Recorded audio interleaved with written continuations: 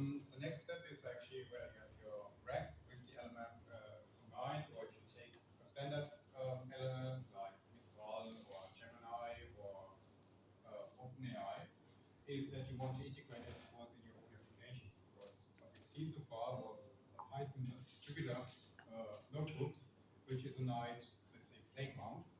However, you want to have this inside your applications, and the question is about how you can achieve that.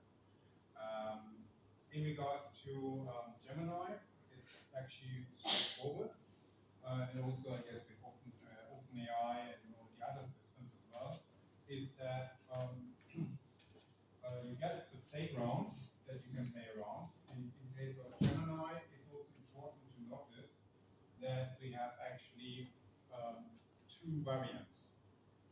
One is the complete public area, which is actually accessible via Google AI Studio.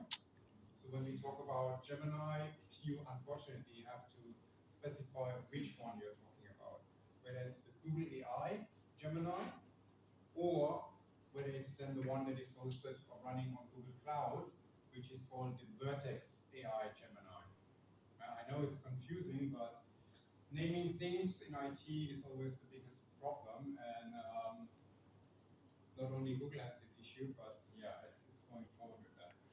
So meaning that if you want to play around with it, you can actually just launch the Google AI Studio. So you can just log in there with your account.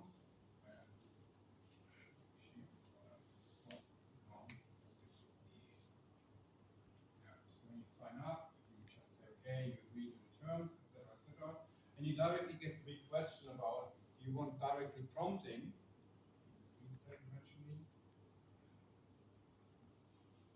Yeah. You want to start with prompt. It's literally like when you go on OpenChat or on ChatGPT, that you can interact in the website just the way you want, or you want to develop in your own environment.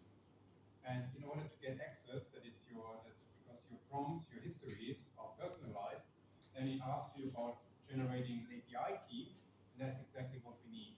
So in order then to communicate with your account on Gemini in Google AI, is that you would generate an API key.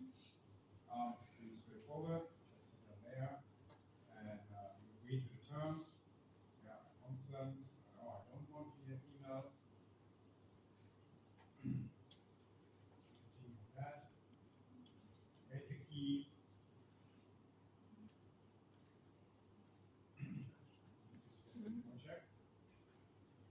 So now this is also the next point, is that if you want to use the API, you need to connect it to one project in Google Cloud as well.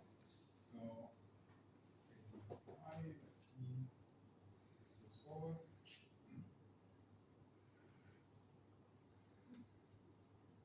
Yeah, copy it, and then you would actually then use it in your projects. So this is literally what you need. So now the question is, what is your standard programming language? What are you developing in? I mean, we are developers, some of us. You know, Java, okay.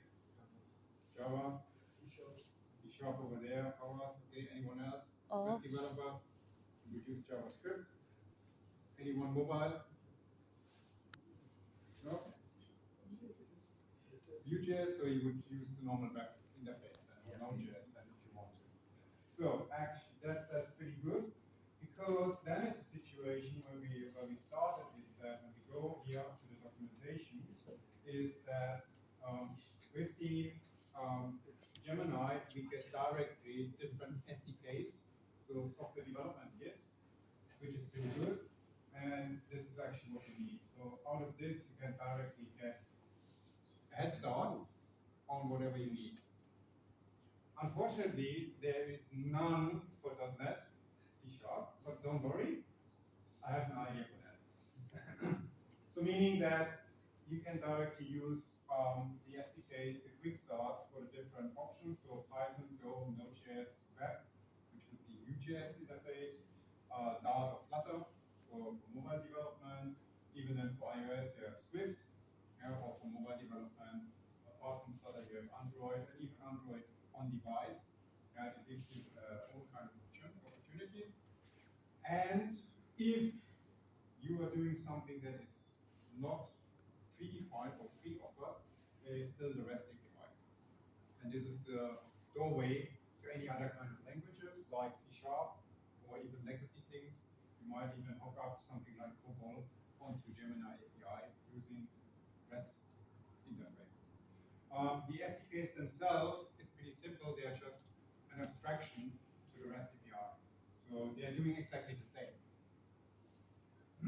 So let's see, having a look at the web one. Might be an interesting one. All of these articles are always the same. It's a quick start on how to go forward with it. Let me just increase it a little bit. Yeah. So, and the first step that all of them are telling you is get your API key, which we just did. We invested a bit into the report.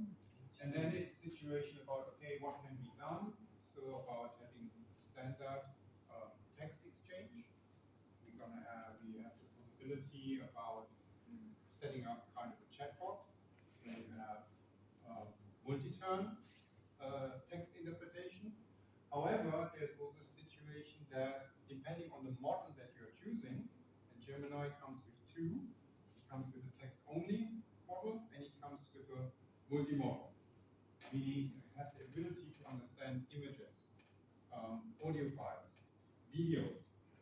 Yeah? So in this actually way then also can go and say, okay, we can ingest text and images and then ask about the image.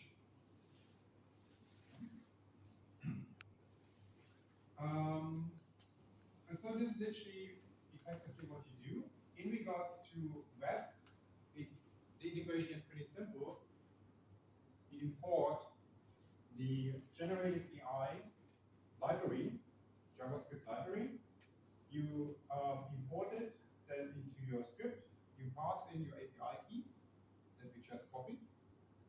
And then you create an instance of the model itself, what you want. So this is actually your entrance point about getting the reference to Gemini based on your API key. And then you request to get the model. And again, as I said, Gemini comes in two flavors. One is Gemini Pro, which is text only. The other one is Gemini Pro Vision. Yeah, that gives you then the ability that you can send images or to the model. And then you do continue whatever you do as well that you want to go forward with it. So there are also then the different examples about what you can do. As you've seen, the model generation is here. We go here for text only. You state your prompt, and you want to have generate content based on your prompt. That's the simplest approach. You wait for a response, and you put the output. That's literally how it works. Yeah. In general, these are really the quick starts are really the simplest way about how you can go forward with it. If you want to work with text, instead of the Gemini Pro model, the main difference is then that we have to go forward and use the Gemini Pro Vision model. So that's the main difference, because we want to have image interpretation. What happens here at the first block is that there's a helper functions about, reading the file and putting it as a so-called part. The trick when you want to send your image to Gemini is it needs to be a base 64 encoded string. So wherever you have a file, you need to have functionality to convert it into base 64, and then you upload it. Then you send it to the model, because everything is string-based. Even for video, it's a possibility to upload it. This is at the moment kind of a limitation communication with the public Gemini, so Google AI Gemini, that you have to take care of doing the encoding of interface 64 yourself in order then to send it. If you use Gemini on Vertex AI, meaning that it's part of Google Cloud, it can access resources in Google Cloud. So you can pass in a URL. You don't have to do the base 364 encoding yourself. You can just give it like, okay, image is online somewhere, or it's in a bucket on cloud storage. You just give it the GS URL, and it can retrieve it from there. Yeah? So what happened here is that the functionality here literally says, okay, it injects different pictures, and the query would be, the prompt is about what's different. And out of this, it's part of the website, so there's a situation. And the trick is then, to generate the content, you will pass in your prompt and the images as parts, as an array that you loaded, and you send it to Gemini. And then you get the results back like previously. Same concept. You prepare the information, send it there, that's your context, and then you have your prompt to get your answers back. Simple request response system, plus you provide the information about what it should work on. Similar to what I just said in regarding providing the context. Taking into consideration, Gemini is a general large language model, so it's not augmented with reality with a RAG. Yeah. However, now they're starting that they have a stable model so that you can tune it to your content. Okay. So, apart from that, about accessing text only and images, is also the situation that you want to have a chat. What is the difference between a single request response system and a chat? Is straightforward. The chat keeps a history of previous communication. So, and that's exactly what's happening here in regards to when you want to have a chat activity. It takes a history, so meaning that we initiate the environment, the AI, the model, again, it's text only. We give it a context, like a history of our chat, and this can be stored in your application wherever you want. In a web application, you might push it to local store. If you have a desktop application or mobile application, you keep it in a SQLite file or whatever on the system. And you can use this again to prepare information to initiate communication. This is like a little bit of a pretext. Say, okay, you give it a little bit of environment.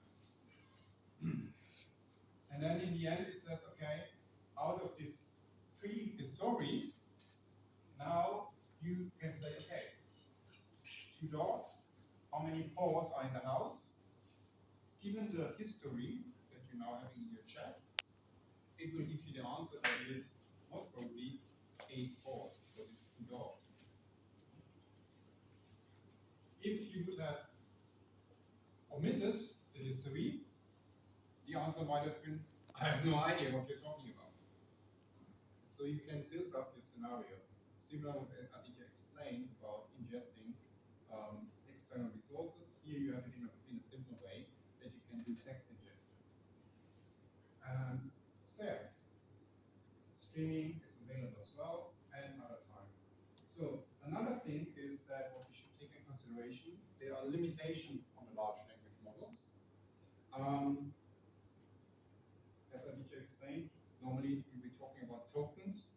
Tokens is like a certain chunk of words. You showed it, you specify a chunk size of 500, yeah, so which would be then representing a token.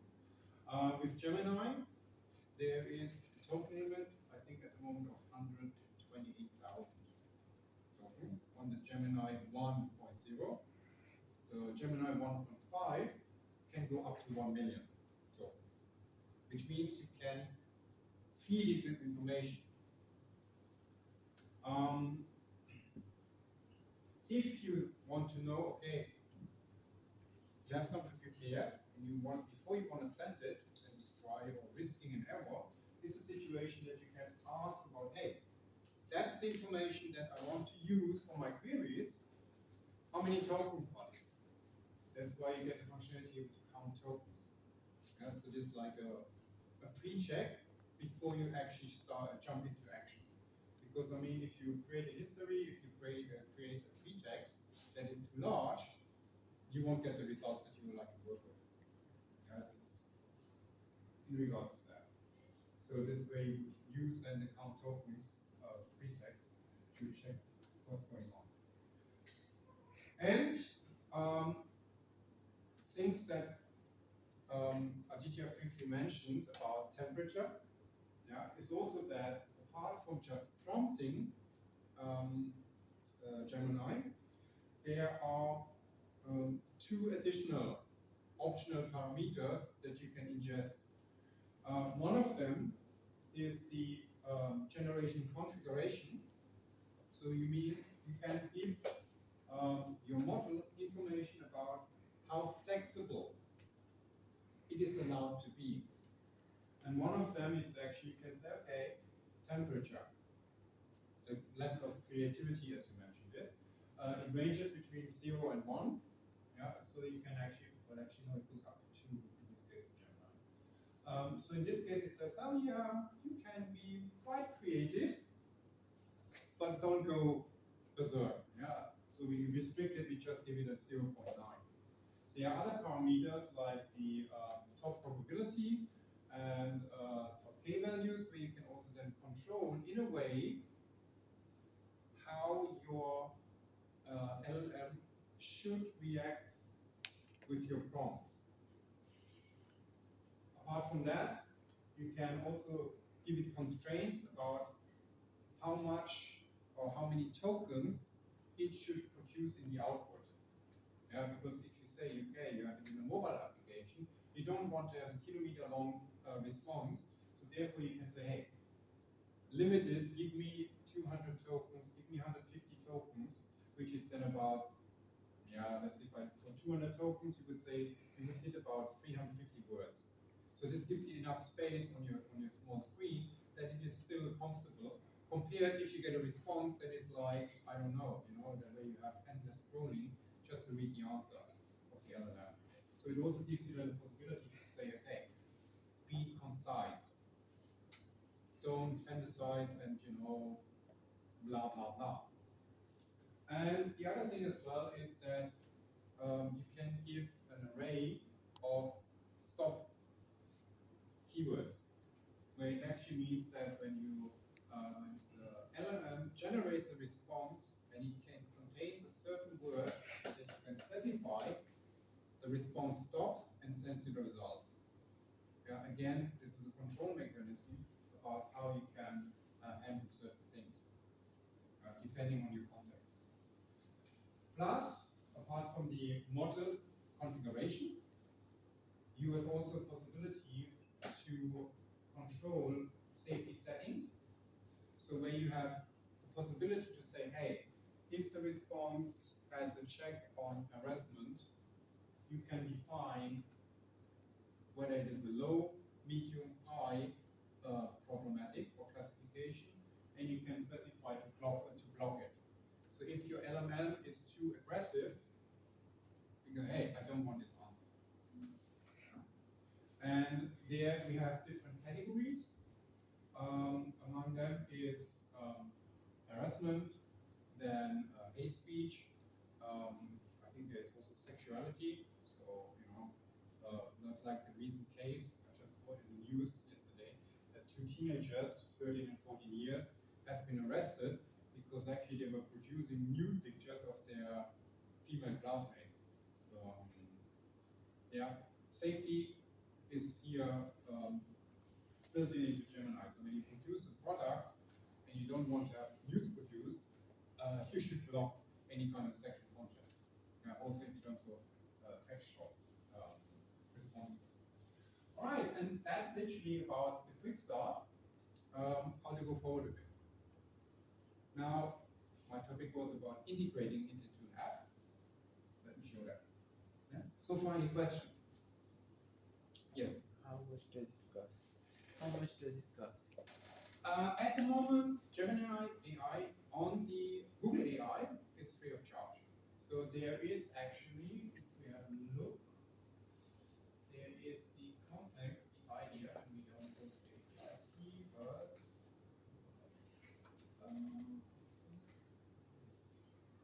pricing.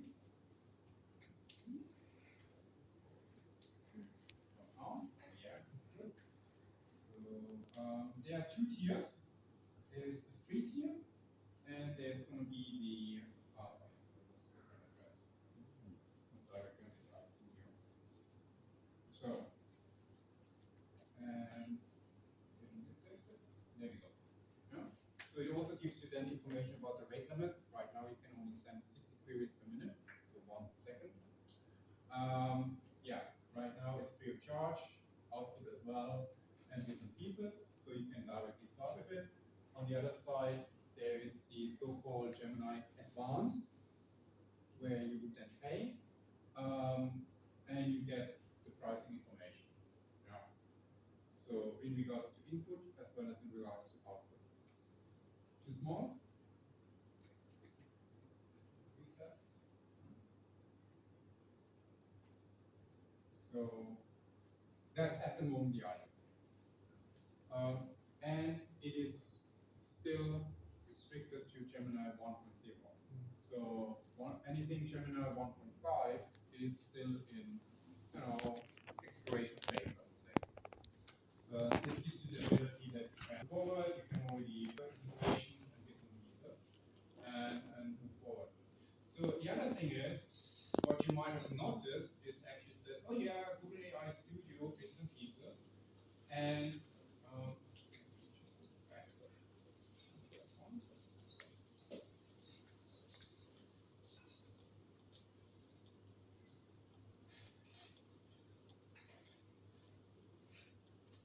if you paid attention, you might actually have noticed this one here. That it says built on Vertex AI on Google Cloud. So meaning Google AI Studio itself is actually using the Gemini API that is available on Google Cloud. So it's actually a product consuming its own features.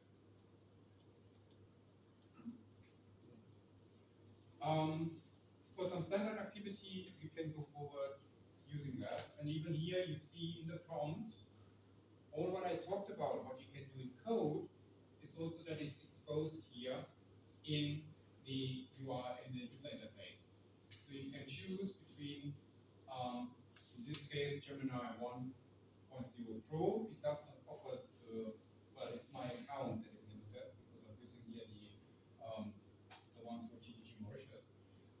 Is that you can access also Gemini Pro Vision. You can, what we had in regards to the configuration, that you can specify the temperature, how you want to have it inspected. You can edit the safety settings, and you can still go advanced, where you have the ability that you can specify your okay, your key parameters in regards how the responses should be. Also safety settings, there you see harassment, page speed, sexually explicit, and dangerous content.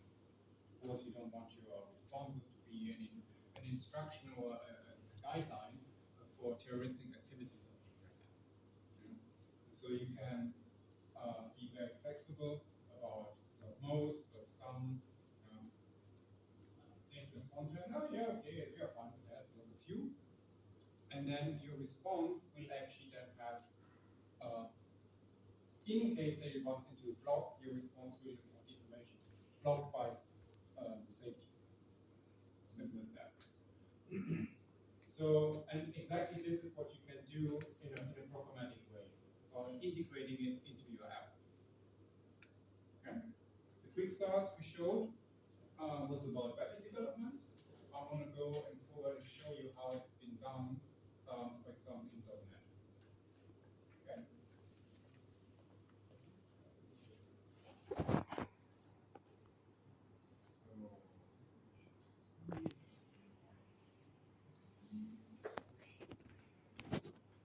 Any questions, please? No? All good?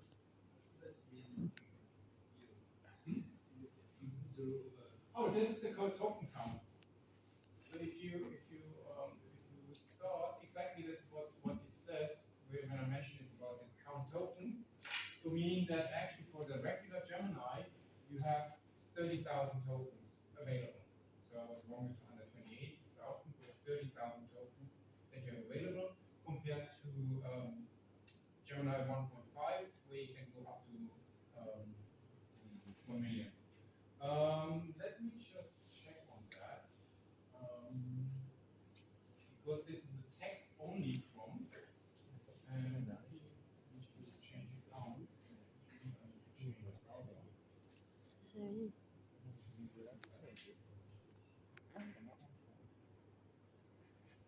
Mais ça va, fez explodir meu local de serviço. C'est So that's actually here on my personal account.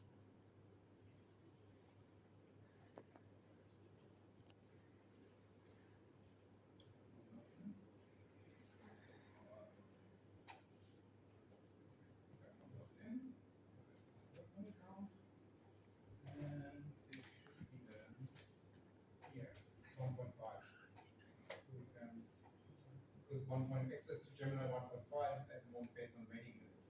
You can sign up, and then when it's available, you can go with that. And now it also gives me the ability that I can upload images, videos, and then work with them. And also the preview now is going up to 1 million. So I can ingest up to 1 million tokens, and then work with it. What does this mean actually, roughly? 1 million tokens is about 1 hour of video material. Or I think about, what is it? What was it? Images. There was an overview actually where it explains about what it's about. So I think it's also that in regards to image material, you can upload 1100 images or something depending on the size. I think it was 1.1 gigabyte of images that you can ingest and work with that. Or you can upload, I don't know how many, X amount of documents or text that you can ingest in order to get this 1 million. This and that gives you the ability. And the interesting part is also that, for example, you can ingest a whole folder where you have text, which means, for example, interesting part would be source code. So it's like, hey, I have source code and I have no idea how it works. So you might take the repository and then you ingest it as a folder, and then you start asking questions about, hey, what is this code about? Or generate documentation for this code. Or I want to achieve this and that. What would be the steps to how to program it? This gives you then the abilities. But I mean, this is the user interface about that. We want to look into code integration, and let me just put this up. And I'll fix this one.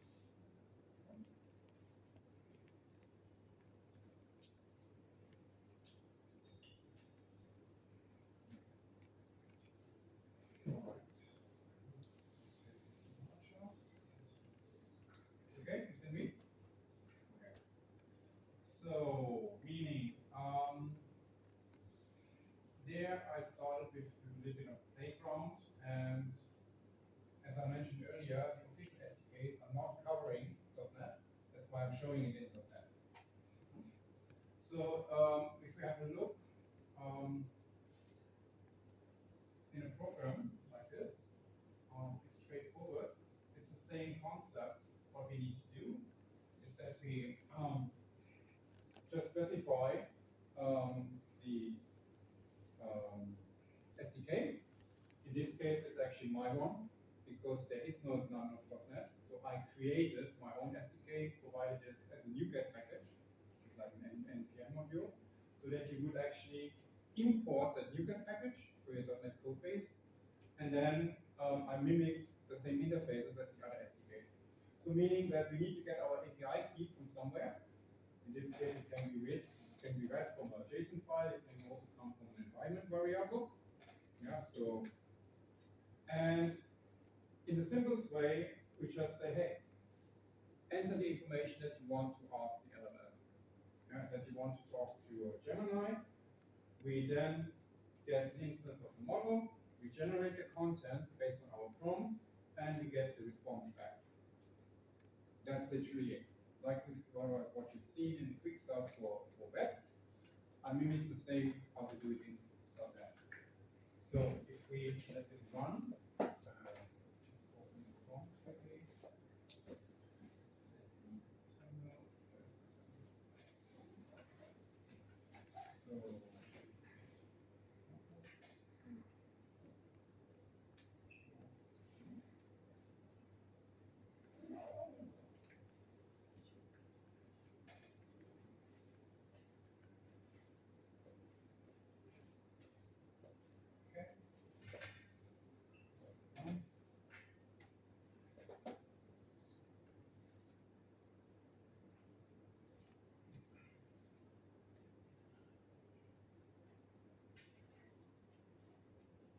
Crossing fingers.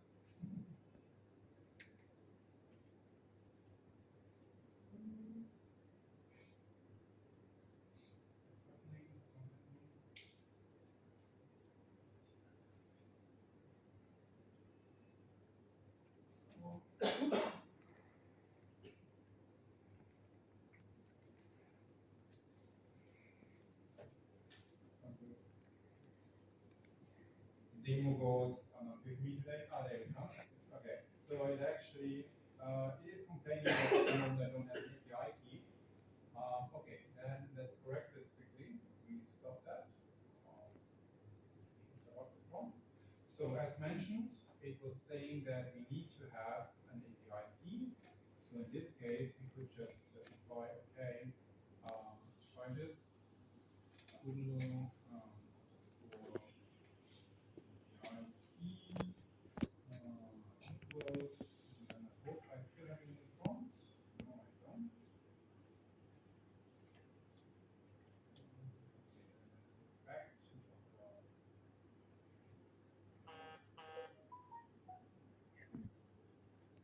getting the key. Yes, okay, we're fine with that. There it is. Let's have a quick look.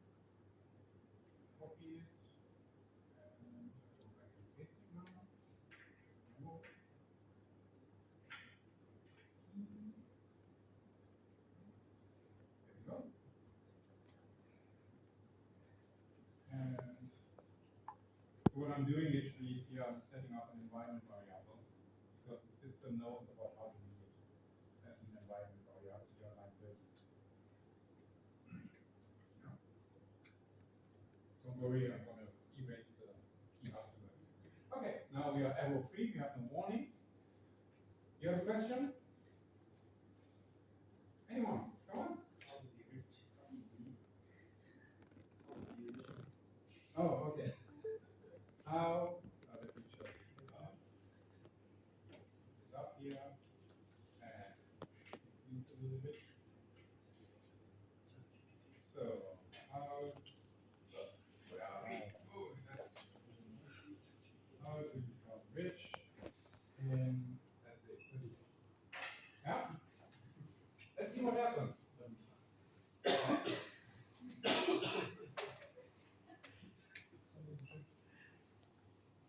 We never know. I mean, at the moment it's using the default settings. Yeah, I did not specify anything. Alright, let's see. Oh, okay. It's not, oh, yeah. Let's see. Alright, let's see what we have. Alright. Okay, becoming financially wealthy in 30 days is highly unlikely. So don't be and unrealistic. But it gives you some information. And as you see as well, the formatting actually that you get back in Gemini is markdown format. So meaning that the double asterisk would be that this is actually considered an important. Yeah? And I said, okay, track your expenses. Of course.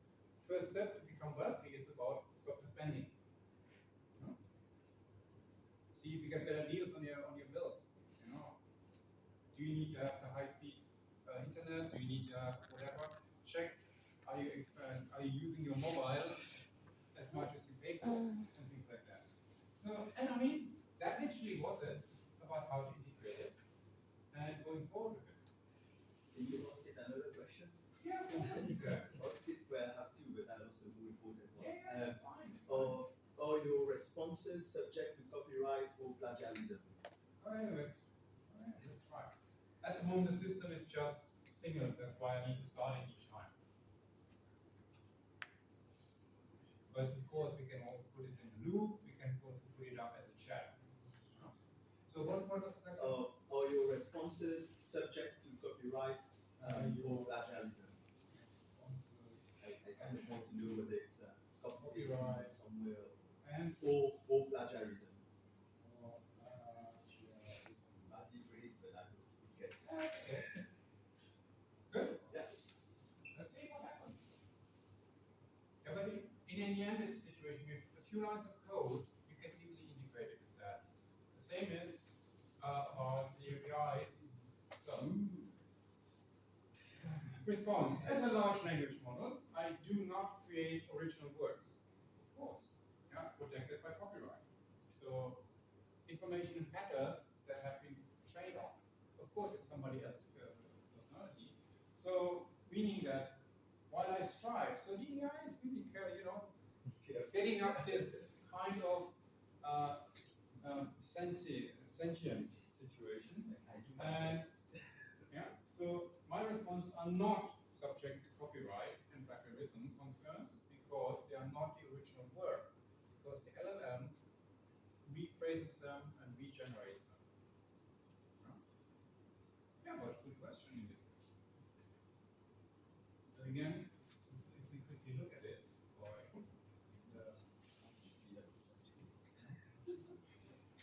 with the situation about the amount of code, yeah, that was the line about reading it from the key from the environment variable.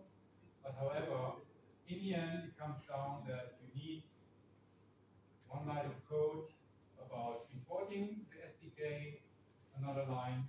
I could have hard coded the API key here as well by copy and paste. And in the end, these are the two important lines.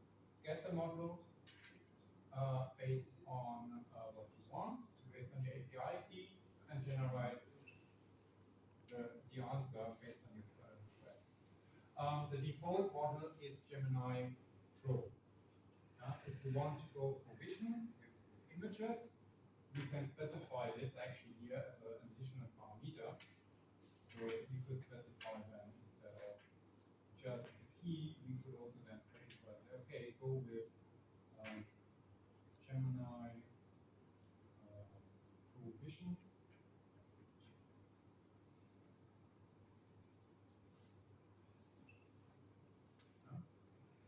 And then we have the possibility to send it. Also images. The interesting point is if you are text only, stick with the standard model because it is specialized on text. The vision model has the capabilities about text and video interpretation and therefore less capabilities on the text part. But it works both ways. Let me try and see if you can show that.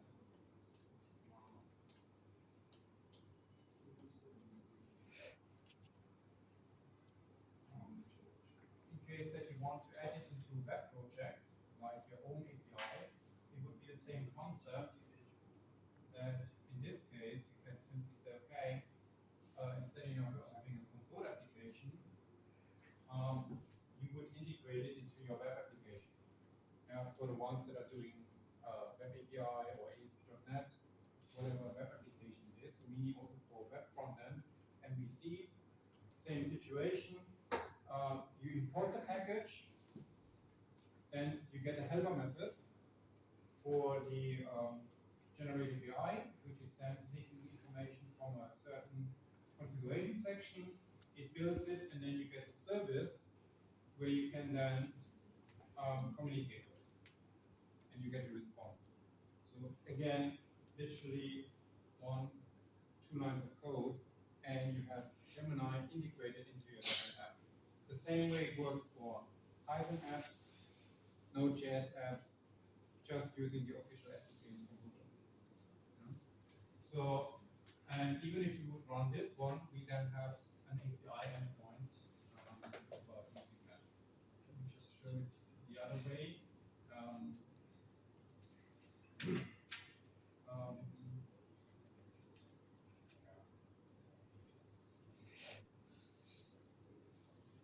What does this mean to integrate it?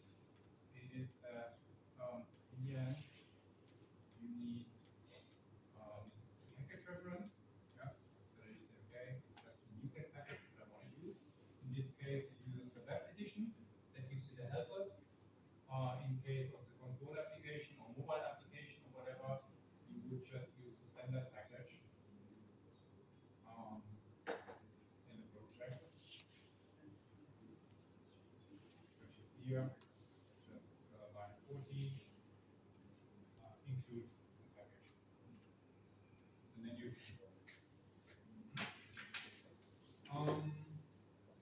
how does this work from scratch? It's actually described in the README, but we can do that as well. It's the one.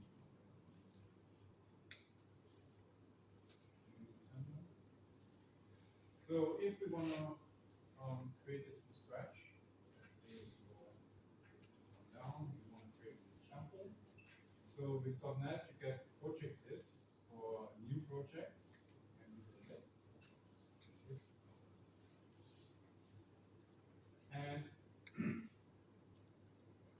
there are, just make it a bit smaller so that we This could be an interesting use of Copilot.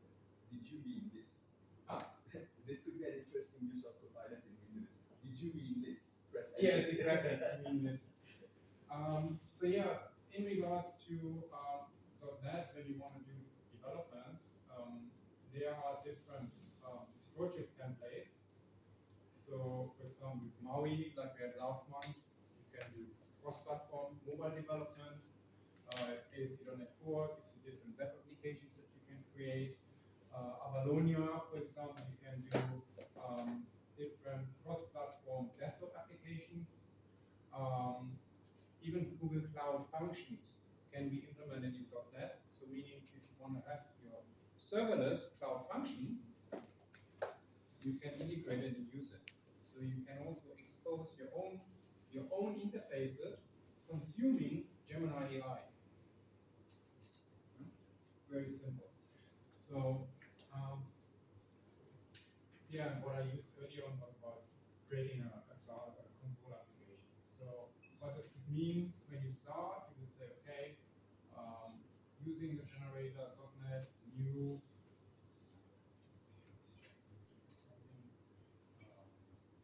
dummy, output folder, dummy, so this will do that. Now it generates a new console application. We have a new folder. So I do this in the store, we go into this folder. Then the next step would be to say, okay, .NET add package Mscc generated API. So this pulls now the NuGet package and injects it into your project file.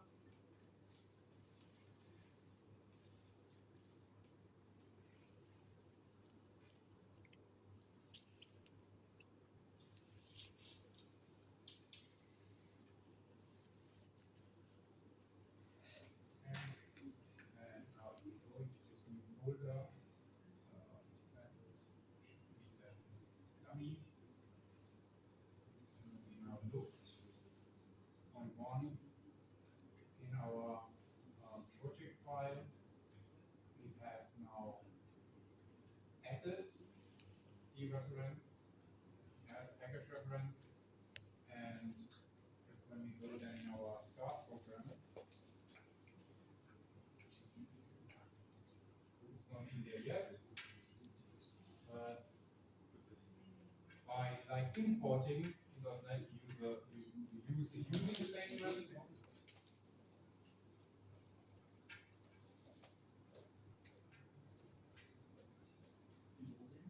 And now you have it available, and then it's all the same code as before.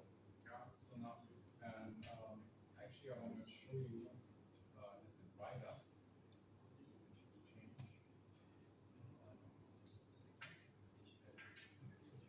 Because here, I think we get a little bit better support for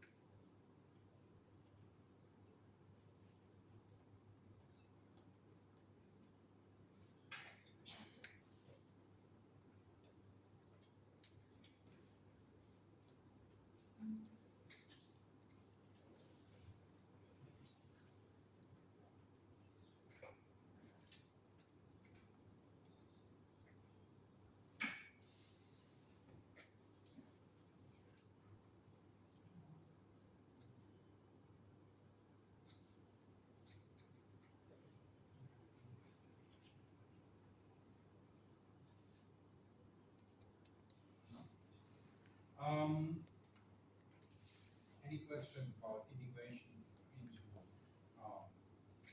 Gemini into your apps?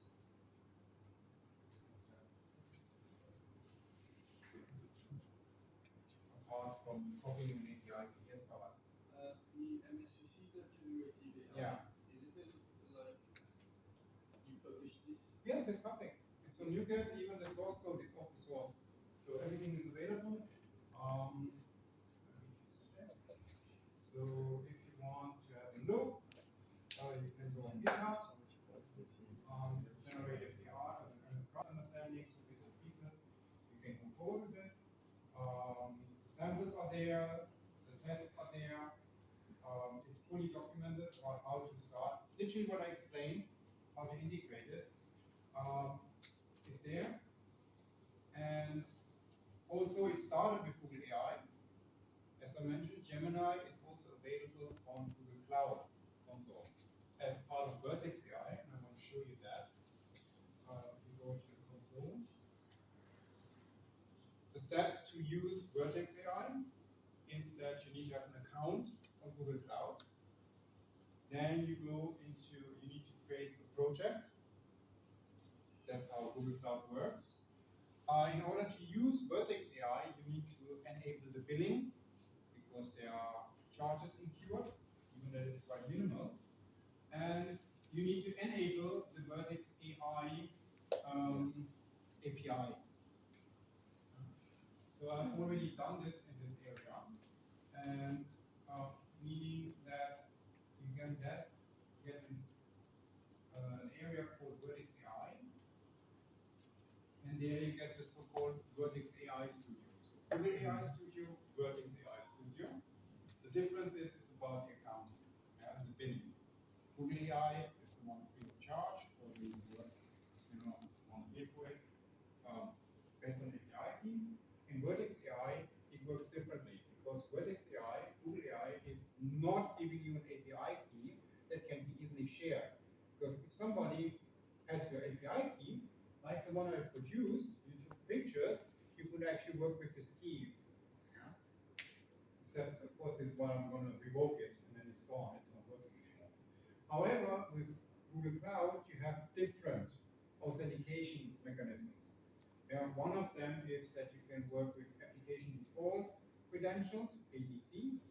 On the other side, you can also work with service accounts. Google Cloud has an immense identity and access management. And this is the interesting part for enterprises, for companies.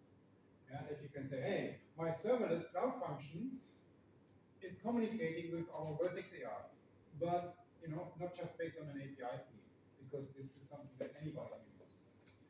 So then, in this case, you would go into Vertex AI Studio about the overview, and there you get the language powered by Gemini. Yeah? So we would go into here. And the interesting part is that Vertex AI not only has Gemini, it has other models. Yeah, there is Llama 2, there's etc. etc. There are multiple models available. Actually, so now that we are in the Vertex AI, you get a similar interface to Google AI Studio. This is now Vertex AI Studio. We ask you again, okay, which is the model that you want to work with? In this case, it's Gemini 1.0 for vision, and it is a stable one. In which region, that's also the next point, you can have your models running in specific areas around the globe, which is different to Google AI because it's global. And you can bind it to your other resources. So if you have a distribution of your application in, let's say, in Europe, you want to have your LLM in the same region because of performance reasons. Yeah? And like before, you can give it parameters for temperature, token limits, safety settings, etc., etc. So the concept is identical. It's just access control that is different. And of course, we can directly start using it like are your responses subject to copyright?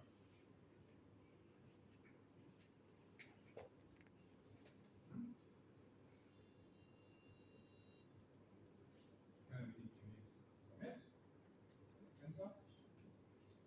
And you see as well, it